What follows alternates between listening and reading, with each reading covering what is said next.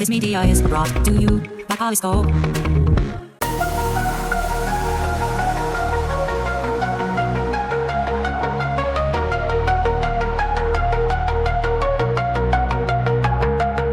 In the realm of tomorrow, where techniques mind, we ponder, we dream. Awesome. Thank you so much for coming on the show. It's great to finally meet you because this is how we meet each other nowadays, over Zoom. So why don't you tell us a little bit about yourself and your organization and what you're passionate about? Sure. Thank you, Chris. It's wonderful to be here with you today. I'm Uma Subramanian, CEO and founder of Limitless Leaders. What I do now, after 20 years at Microsoft and a year at a tech startup, I have my own company, Limitless Leaders. Congratulations. Welcome to the life. Thanks. Yes. Now, is it more fun or less fun than you thought it was going to be? It's definitely more fun. That's good. But also, yes, it's also, just lots of other things as well, but definitely more fun. You got a big chunk of fun and lots of other layers of stuff on top of it. Exactly. But it's totally worth it. I have to say that. Awesome. So what is it I love the name, first of all. It's great. I'm glad the domain was available. But what do you do? What does it do? So we help. So when I started Limitless Leaders, the name came from me realizing that, I suddenly left the startup that I was working at. That's a different story. And I was like fully, thinking every day after the last day at work, what am I going to do? How can I make an impact? And I knew something bigger, better is waiting for me. So one of the things that in a walk I realized is that I'm limitless. If I look back at my life and career, I realized if I set my mind to something, I'll go and achieve it. Nice. So that was the first time that word limitless came to me. And then I realized everyone is limitless. It's not just me. I didn't have any special privileges or this or that. I feel limitless because of truly just everything that's within my control. And so I realized, everyone is limitless. I'm very passionate about leadership. When I first took on a manager role at Microsoft, I struggled a little bit, and that made me really want to understand leadership and management and all that. So I went really deep, read every book that's available, and hired coaches, worked with them. Nice. Finally, the point that I realized I had developed a really good leadership style that worked. We were able to achieve big things, as well as, we were able to have a really understanding, caring team and support from everyone. So that all those things together made me realize that I should start Limitless Leaders, where we will help individuals. Mostly I'm working with tech professionals, help them become, really effective leaders, sought after in this climate where there is layoffs and AI and all of that happening in the tech space. How can these tech professionals really stand out and thrive in this changing world? So that's really what I leadership so I'm assuming leadership has changed a lot since you first got into it. Like, what would you say were the biggest changes that have come along? Let's not talk about AI yet, but right. Yes. Before that. So correct. So my own personal experience, because my career was 20 years at Microsoft mainly. And I saw. By the way, I see you survived and you did well. Considering yeah. I that must have been a really interesting trip. Yes. I loved working at Microsoft. By the way, it's an amazing place, and I figured out a way. I figured out a way to make the role evolve and in the direction that I wanted it to evolve. So was super creative. I did Nice. many things to make I didn't box myself into the role. Yeah. Or well, that's good, because I've worked at. It's funny, when I go look back at my career, it's like almost every company I've worked for has been giant, right? And every giant company has very similar challenges, strangely enough, right? When you go from correct. I mean, all those challenges. I want to acknowledge those challenges were there. Yeah. But I think just taking ownership of that, of my career, my life, and how I wanted my career to evolve, I think that thankfully, that's how, it was for me, there was a continuous thread like that was running throughout my career. So Right. I was able to evolve it and shape it into how I wanted and where I wanted to go. So had a great time at Microsoft, loved the company, and made many great friends. So that was a great experience. And then, coming to Limitless Leaders now. Oh, you asked about leadership. So since I Yeah, started at basically Microsoft, over time, like how have you right, seen over it time. change? So when Yeah. I started at Microsoft, the leadership style was very different. Mm, Was Bill Gates, Steve Ballmer, and the whole culture also was very different. mm, And I think over the course of the years that I was there for 20 years, it changed more and more towards really being servant leaders, being empathetic. So I saw a huge shift happen within the company as well. So that was great to experience. And especially when I became a manager, when I took on my first management role in 2010, during that time itself, that there was, slow change towards that. So I really appreciated that.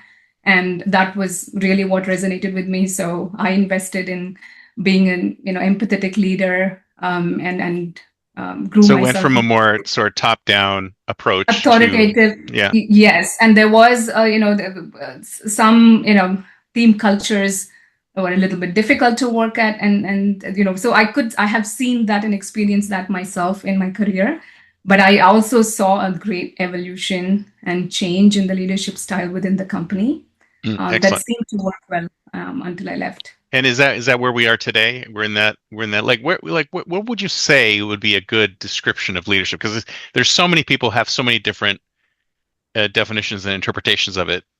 What's yours?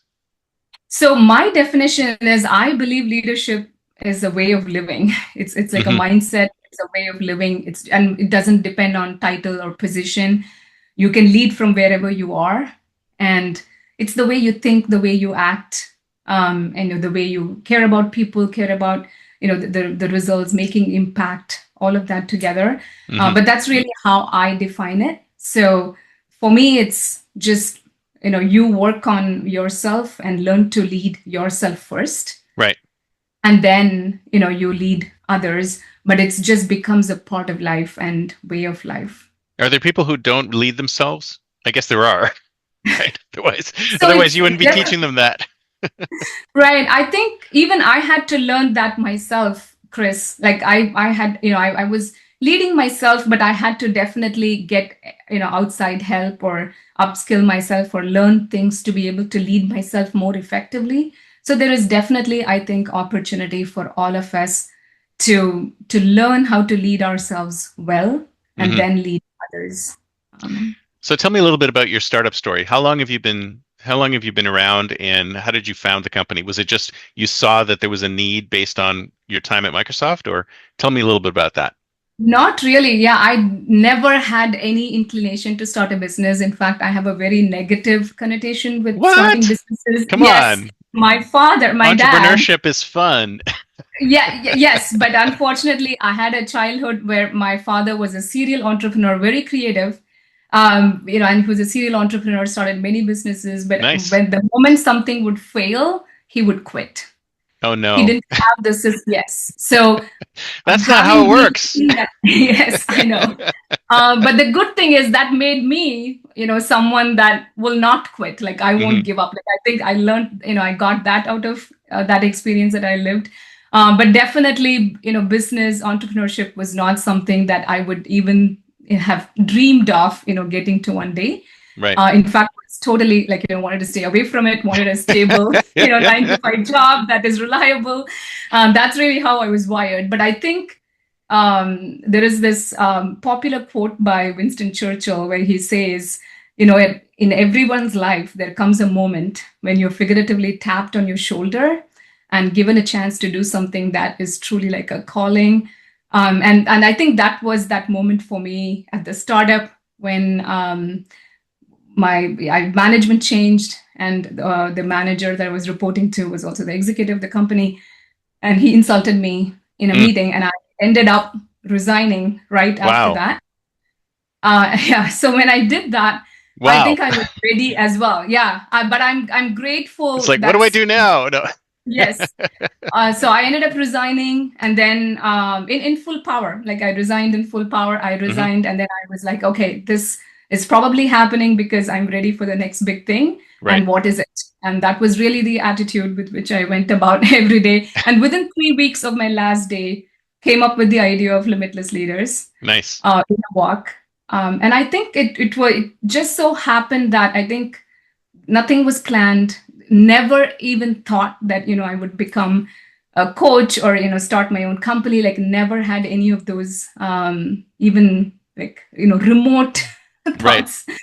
So I think it's just everything fell into place. I think I was ready at that moment, and everything clicked. I realized there is definitely a place where or a gap in the system Oh yeah. where there are people wanting to rise in leadership and wanting to do have more impact, but they need help. And I needed help too. I hired coaches and I worked with them. So I kind of knew that, and I had walked the same path. So I said, now maybe I can use my voice and my time and energy Nice. to do that for other women. Actually, I started off with women. So Hmm. when I started Limitless Leaders, it was meant for women.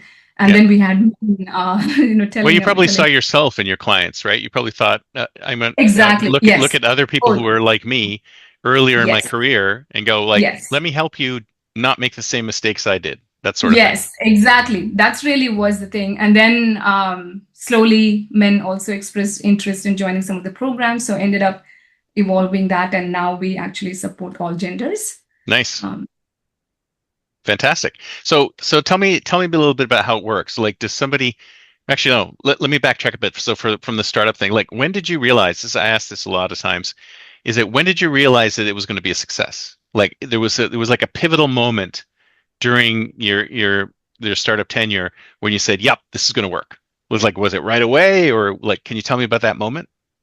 so I struggled. So I knew that I would make it a success because I could see a gap in the space. And immediately when I launched in a pilot, like I had 20 women joining Wow.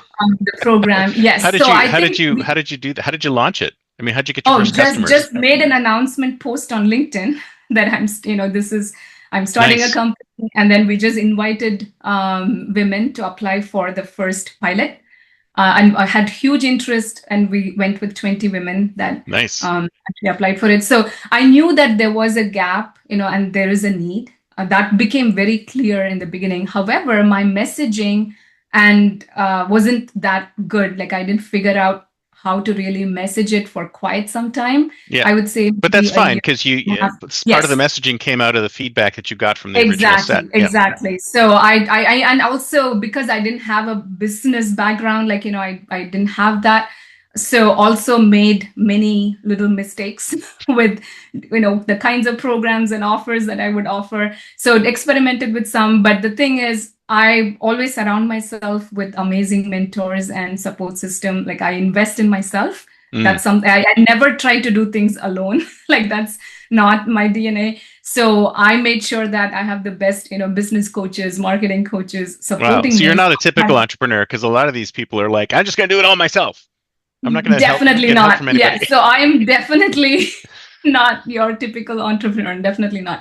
So I have a right from the beginning, I invested in the right support system. So I had support. But even with that, sometimes I wouldn't listen to them and I would, think, oh no, I want Of to do course. this. I'm more passionate about this, and tried some ideas that didn't work. And then I learned my lesson and I said, okay, I need to trust these, Yeah.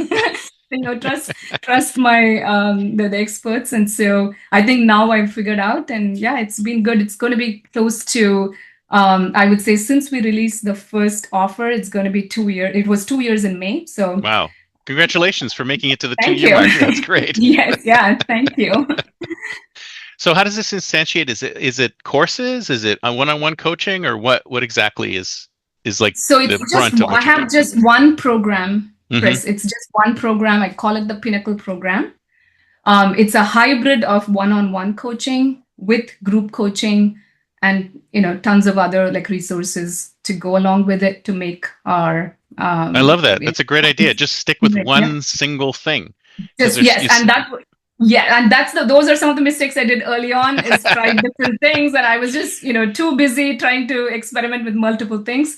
So now we figured out this one thing is working, and let's stick to this. And now we are just focused on scaling. So it's really, we're in a really fun stage right now. Is Nice. we have a product or offer that is working. There is interest. People are coming. They're getting results. It's just now really refining that and scaling it. So really an exciting part of the Nice. company. So how do you do, I mean, once you do your sessions, is it online? I'm assuming is it online or in person Everything or is online because all my clients are spread across remote? the US. Right. And Yes. then is it like a single session and then plus one-on-one coaching, or like, Yes, can you yeah. break it So down? I do weekly group sessions, which happens at two different times because again, I have people in the East Coast, West Coast. Yeah. So we have two different, group sessions that are exactly the same. It happens at two different days, and then the one-on-one sessions comes in a package with the program, and they can use them whenever they want. They don't Right. expire. So they just schedule with me, and we work one-on-one on their specific challenges, goals. In the group session, I'm continuously upskilling them on the four pillars that I have identified as what really tech professionals, corporate professionals need in this time, Right. to really thrive in their role. Nice. So could you tell us what those pillars are, or is that part of your secret sauce Sure. that you're not? It is part of my secret sauce, but happy to share. So, of course, the first is really elevating the impact they can make Mm, strategic in the company and also in the industry. So that's the first pillar. Like, how can you make elevated levels of strategic impact, create value mm, without burnout? So that's kind of one pillar that we right. look at.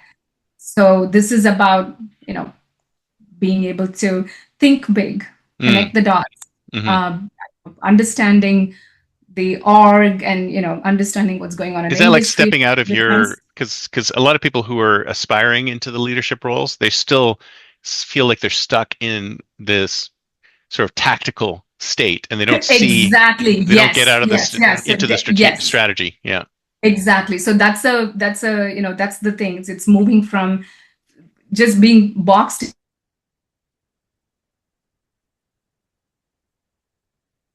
Oh, I think I lost you. roles of providing value, Hmm. and being able to communicate the value, being able to innovate and be creative in the spaces. So that's really the first pillar. So we Right. focus on that. The second pillar is really working on honing their communication skills so they Mm, can communicate with clarity and impact and influence others. So again, lot of things goes on there, like storytelling, and all of that as well. But that's another pillar that my clients do you really on that value. side of things, do you delve into personality types and things like that? Like if you're an extrovert, an Yes, introvert, and things like that? That's super yes, we do interesting to that. me. Yes, yeah. So I have, I'm also a Maxwell Leadership Certified Coach, and trainer. So one of the things I do is I do offer the DISC, leadership, the Maxwell DISC, Hmm. leadership support. So that kind of, is one of the things that we use in the program. So they know right away what are their strengths, blind spots, what is their leadership style, leadership strengths. So all of that kind of, they understand. Also, they understand other people's styles, other people's Right. personalities. Well, that's Other almost more people. important than your own. Exactly, exactly. So they also understand, their stakeholders, their management leaders, styles, personalities, and so they can really work with people, tailor their communication, tailor their approach with different people. So that's definitely part of the program. And Hmm. then the third pillar is authority and personal brand. Mm. So really making sure that they have a solid leadership brand that is visible, that is communicated well, that other people can articulate. Yeah, So we incredibly make sure, important. It's almost the most yes, important thing, actually. yes, yes. So that's something that is, again, really high impact. We are seeing the moment people step up and start doing that, they build their leadership brand and they start communicating. We're seeing immediate like changes in how Mm. others are perceiving them, and even the opportunities and the roles and all those things that are opening up for them. Yeah, I think Like people don't so, just realize that they have to construct their brands as opposed to just being who they are. Like, Right. I'm just going to be authentic. I just want to be authentically me. No, no, no, no, no. That's not what people want. People want. Right. I mean, you can be authentic, but you also have to know, how are other people perceiving you, and if there are things Oh that yeah, that's super important. exactly, Yeah, exactly. Yeah. So being intentional about building the brand like that, and building and being clear about, sometimes when clients are coming to me, they are also not yet very clear on, what do they stand for? What do they right. not stand for? And all that. So we do that work and really get clear about the leadership brand. How do they want to be known, and what do they want to be known for? And even create like a niche for themselves, like, a Yeah, certain set of like domain or strengths yeah, that they can be uniquely yeah. known for and stand out. See, that's a very interesting point, because I think that what happens is the human beings, we're very complicated creatures, right? But we like simplicity, right? So when we think about other people and other things, we like to just like put them in a box and say, oh, you are the right person for this or this or this. And we, even though they're super complicated, complex, and behind that there's lots of other things, this is what you're, if you have that thing that you're absolutely known for and become the authority in that space, then people will come to you. But that's the external communication of yourself, is Yes. that's more important. And not only that, it's like that's kind of how social media has, it's turned us into that. It's like, oh, you're a one Yeah. trick pony, but you have to be a kind of a one trick pony to the rest of the world, otherwise no one will ever find you, Right. right? Exactly. Exactly. Yeah. So I have a lot of people coming to me as generalists, right? Like they are like experts in multiple things, and that's how they come in. But we really like, hone in on, as you said, one or two things and make them specialists, like experts in that area, Yeah, so they can, if they need to upskill, in yeah. that area, But the thing, really once become an once you get authority. that communication started with that single Mhm. thing, then they can get to know everything else that you've done. But you've got to Exactly. initiate the Yes. communication with the niche. So Totally agree with you. that's Totally perfect. agree with you.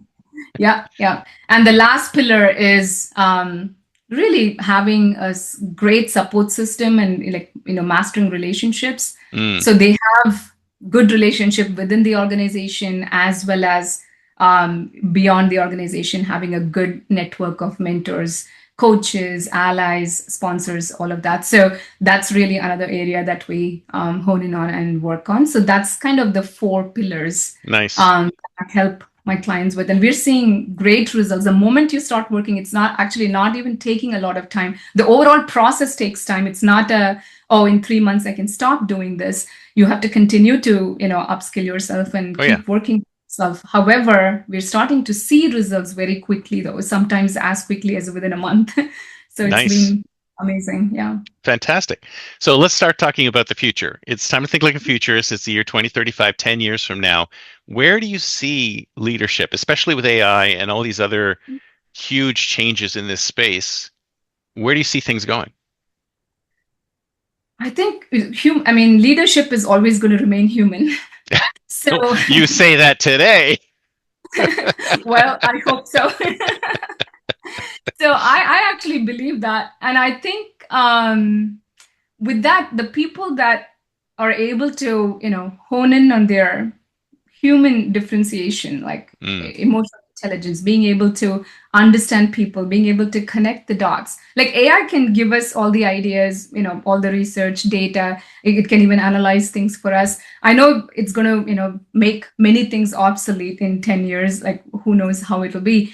But I still think the people that will thrive in that era would be the ones that can adapt really quickly, can continue, are continuing to upskill technically, as well as in this kind of leadership and entrepreneurial like kind of spaces, or creative, can think strategically. I think those are the things that are going to be important like 10 years from now. And I mm, really see people realizing that, like, I think people are already realizing that they need to not just upskill on tech and AI, but also these other areas. I'm thinking in 10 years, it's going to be even more clear that you need to, be adaptable. You need to move fast. You need to really be able to, make sense out of things because the things are changing so quickly.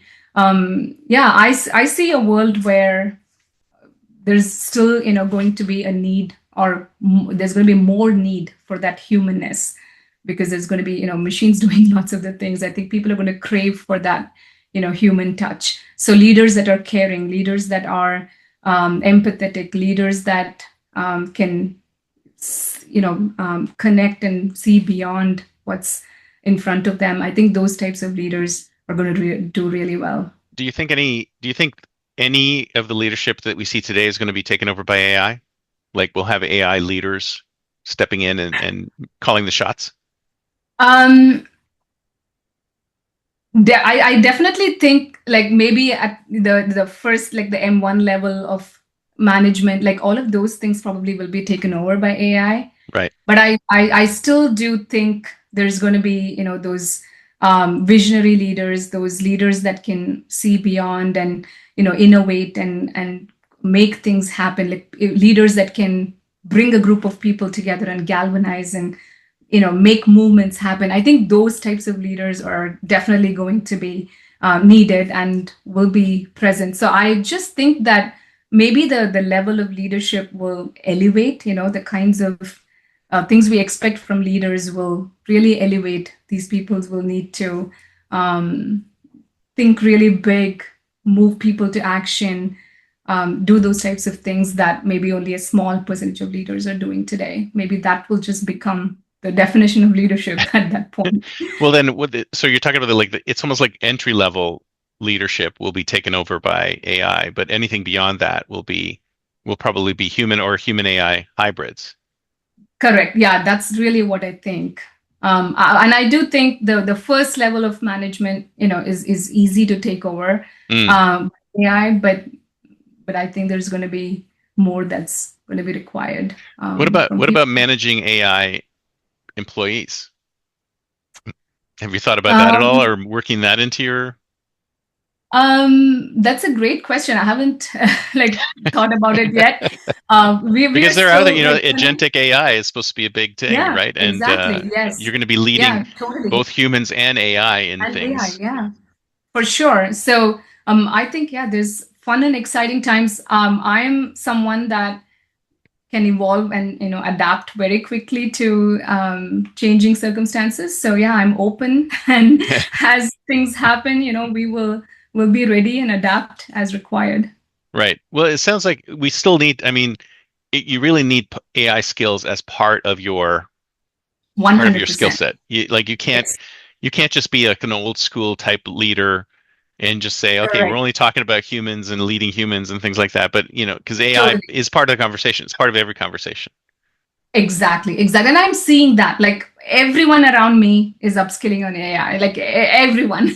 Yeah. Like, no matter what their role or title, or what they're doing, everyone is upskilling in AI, which is a great thing. I think that's definitely needed. And I love your AI Daily podcast, by the way. Oh, thank you. So, yes.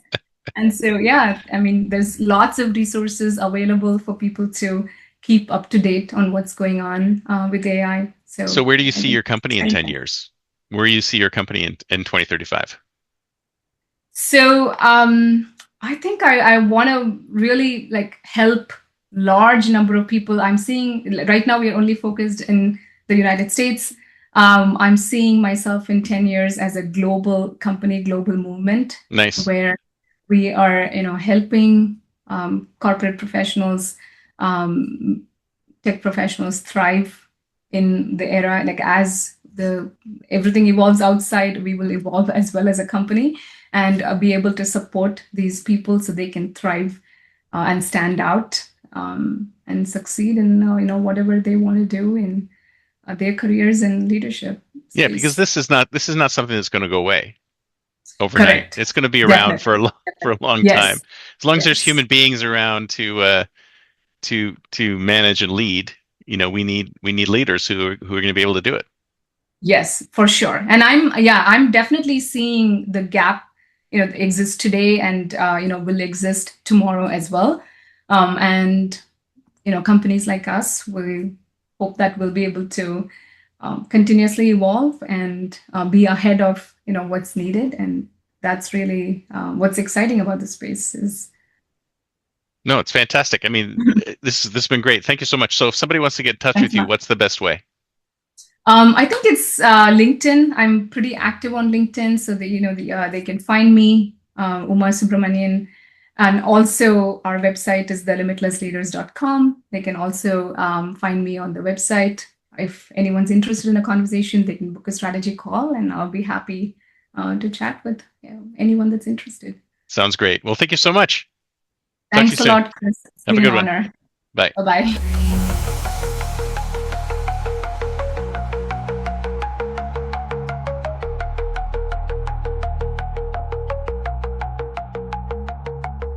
Pixels and philosophies merge and mold, a future untold, unseen.